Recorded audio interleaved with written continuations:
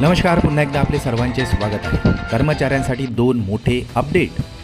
पगारवाढ होण्याआधीच मिळणार अधिकचे पैसे।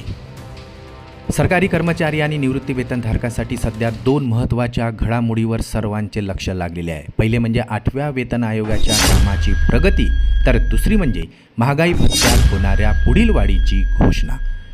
जुलै 2026 मध्ये जाहीर होणाऱ्या डीए वाढीकडे आता कर्मचाऱ्यांचे विशेष लक्ष लागलेले आहे। जाणून घेऊया आत्तापर्यंत समोर आलेली 5 सर्वात मोठी आणि महत्त्वाची अपडेट्स, ज्यांचा थेट परिणाम कर्मचाऱ्यांच्या पगार आणि पेन्शनवर होऊ शकतो। त्यापूर्वी आपणास विनंती आहे, चॅनलला अजूनही सबस्क्राईब केलेलं नसेल तर चॅनलला सबस्क्राईब करा।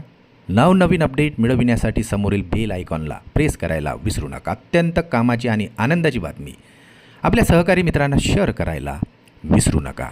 8व्या वेतन आयोगाच्या शिफारशी अद्याप लागू झालेल्या नसल्यामुळे सध्या कर्मचाऱ्यांना अलीकडील महागाईचे आकडे पाहता जुलै 2026 मध्ये डीएची वाढ होण्याची शक्यता अधिक बळकट झालेली आहे।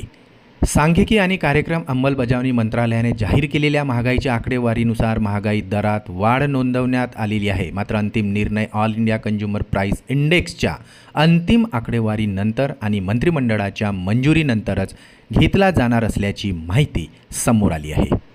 सध्याच्या महागाईचा कल आणि तज्ज्ञांच्या अंदाजानुसार यावेळी डीएमध्ये आणखी 2 ते 3 टक्क्यांची वाढ होऊ शकते। जर ही वाढ झाली तर कर्मचाऱ्यांचा एकूण महागाई भत्ता हा 60 ते 61% पर्यंत पोहोचू शकतो।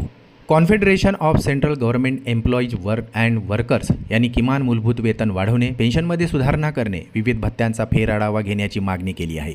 अधिक चांगला फिटमेंट फॅक्टर लागू करणे, वेतनातील तफावत दूर करणे आणि कर्मचारी हितांचे सुधारणात्मक निर्णय घेण्याची मागणी आता आयोगाकडे केलेली आहे। पुढील बैठका 6 आणि 7 जुलै रोजी ओडिशा तसेच 9 आणि 10 जुलै रोजी पश्चिम बंगालमध्ये आयोजित करण्यात आलेले असून आता या बैठकामध्ये मोठा निर्णय होण्याची शक्यता वर्तविण्यात आलेली आहे। नवीन वेतन मॅट्रिक्स, फिटमेंट फॅक्टर आणि पेन्शन सुधारणा निश्चित होण्यासाठी अद्याप काही काळ लागणार असल्यामुळे आता केंद्रीय कर्मचारी आणि निवृत्ती वेतनधारकांसाठी तातडीचा दिलासा म्हणजे आता जुलै महिन्यात होणारी महागाई भत्त्यातील वाढ असणार आहे।